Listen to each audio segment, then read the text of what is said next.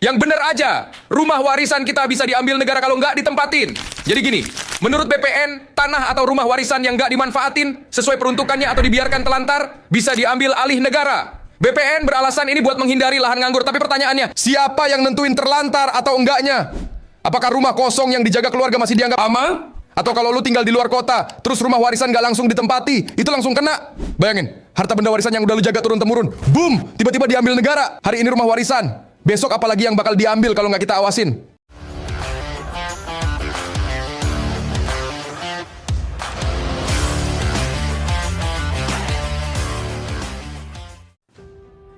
Selamat pagi dan jumpa lagi dengan Pagi di channel 0 per 0. Banyak beredar ya konten-konten yang menceritakan tentang kalau rumah warisan itu tidak dirawat gitu, kemudian ini akan disita oleh negara. Ya seperti salah satunya tadi lah konten hal tersebut. Nah ini membuat warga juga jadi cemas gitu, apa iya benar akan dilakukan atau tidak. Tapi buktinya memang sudah disahkan gitu. Yang artinya begini, yaitu pengesahan peraturan terbaru mengenai hukum waris di Indonesia ini telah menimbulkan kontroversi, terutama terkait dengan ketentuan yang memungkinkan negara mengambil harta warisan. Ya jelas lah ini akan menimbulkan kontroversi, karena ya dalam peraturan ini disebutkan bahwa jika ahli waris tidak dapat ditemukan atau tidak ada yang mengklaim harta warisan dalam waktu tertentu, maka negara berhak mengambil alih harta tersebut. Yang jadi permasalahan dari teman-teman atau dari beberapa ormas itu kan menanyakan patokan ketidakterurusannya itu seperti apa gitu. Dan menurut para ahli hukum, ketentuan ini itu mencerminkan upaya pemerintah untuk mengatur pengelolaan harta warisan yang tidak terpakai dan menghindari sengketa di antara ahli waris.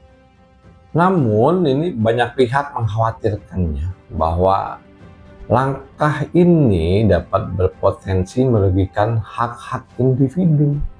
Itu teman-teman.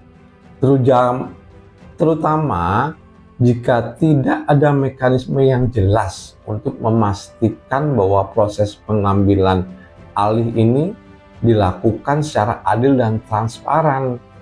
Kritikus juga menekan pentingnya sosialisasi yang memadai, hingga jangan sampai ada salah kaprah di masyarakat. Yang kita ketahui ya, dalam beberapa waktu yang lalu juga sudah ribut tentang penyitaan aset kendaraan jika STNK-nya mati 2 tahun. Gak lama ada berita seperti ini. Ya justru masyarakat ini, gimana sih negara ini? Apa-apa mau disita, apa-apa mau disita.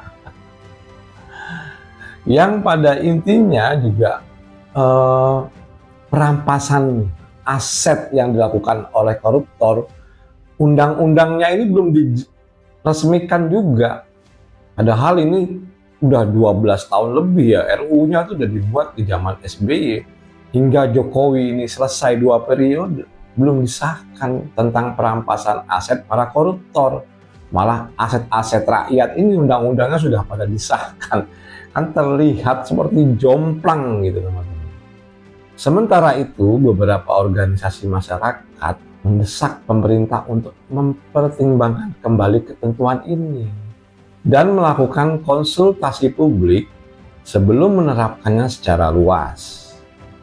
Mereka berpendapat bahwa pengambilan alih harta warisan negara harus dilakukan dengan sangat hati-hati dan hanya dalam situasi yang benar-benar mendesak.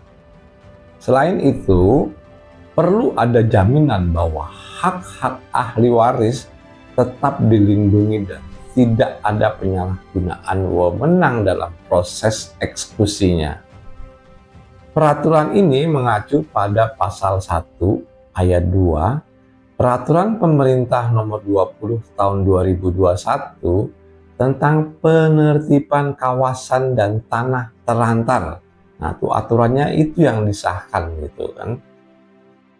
Disebutkan pada pasal atau objek penertiban tanah itu meliputi antara lain adalah hak milik, ya, kemudian hak guna bangunan, hak guna usaha, hak pakai, hak pengelolaan, dan tanah yang diperoleh berdasarkan dasar penguasaan atas tanah. Dalam hal ini, ini konteks yang lumayan agak penting menurut Pak Ikit, ya. ATR BPN itu menyarankan agar ahli waris segera melakukan peralihan hak waris melalui kantor pertanahan setempat dengan melengkapi persyaratan yang sudah ditetapkan. Jika tanah atau rumah warisan dikuasai pihak lain, maka ahli waris berhak untuk menuntutnya. Sebagai langkah pencegahan, ya, ini disarankan juga oleh ATR BPN agar tanah atau rumah warisan tetap dijaga dan dimanfaatkan. Ahli waris juga disarankan untuk memasangkan patok penanda batas tanah, ya, serta menyimpan sertifikat dengan baik agar tidak jatuh ke tangan yang tidak berhak. Sebetulnya kalau kita pahami konteks ini teman-temannya, ini nggak beda dengan konteks yang masalah STNK motor, ya. Yang artinya begini sebetulnya, dengan menurunnya pendapatan pajak di tahun 2025, ya, 2 bulan yang sudah terdata itu, yang artinya penerimaan pajak yang ditargetkan 360 triliun, ya, ini mencapai cuman di 187 triliun. Jadi katakanlah ini 50%. Dan jika dibandingkan tahun lalu itu pendapatan pajak di Januari Februari itu sekitar 269 triliun. Jadi ini menurun 30% dari yang sekarang didapatkan. Jadi sebetulnya pemerintah ini lagi bingung. Lagi bingung nyari cash flow. Itu sebetulnya. Dengan kebingungan pemerintah ini itu diangkat. Sebetulnya undang-undang ini kan udah ada di 2021. Kemudian masalah STNK motor itu udah disahkan di 2023. Jadi ini diangkat supaya pada mau bayar pajak. Artinya gini, dengan saran tadi, ya, ahli waris mengurus, misalnya balik nama, ya. Balik nama itu harta warisan itu kena pajak. Itu yang pertama. Kedua, kalau memang udah lama nggak terlantar, artinya pajak bumi dan bangunannya juga tidak terbayar. Nah, ini sebetulnya yang diinginkan pemerintah itu membuat isu yang sebetulnya undang-undangnya memang sudah ada. Jadi kelihatannya kita, kok ini ada undang, masyarakat tuh kelihatannya, loh, kemarin baru perampasan atau disitanya motor yang STNK-nya mati 2 tahun.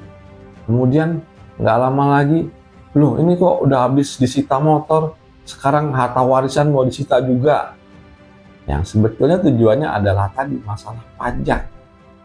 Yang kita tahu APBN negara Indonesia ini 80% itu didanai oleh pajak rakyat. Baik, kita ambil kesimpulan aja teman-teman. Artinya isu ini memang sengaja dinaikkan seperti STNK motor yang mati 2 tahun ini harus bayar pajak gitu, kalau nggak disita. Ya karena masalahnya adalah cash flow dari negara ini kurang. Berdasarkan data pendapatan pajak di bulan Januari Februari yang berdasarkan target itu kurang 50% atau dibandingkan tahun lalu itu menurun 30%. Data ini juga diungkap oleh Sri Mulyani, ya. Bukan Pak Git. Pak Git hanya menyampaikan saja dalam hal ini. Yang kedua, ketika isu ini sudah bangkit menyebar ke masyarakat, maka otomatis kan ada rasa was-was, ya, di masyarakat. Nah, salah satunya adalah membalikkan nama atas nama warisan tersebut gitu. Nah, ini kan artinya di sini ada pembayaran pajak di situ. Balik nama warisan ini itu dikenai pajak, kemudian termasuk PBB. Jadi ujung-ujungnya ini adalah duit dan duit, ya, karena seperti yang kita tahu pemerintah ini lagi kelabakan nyari duit. Menurut Pak Git ini cukup sekian dan terima kasih.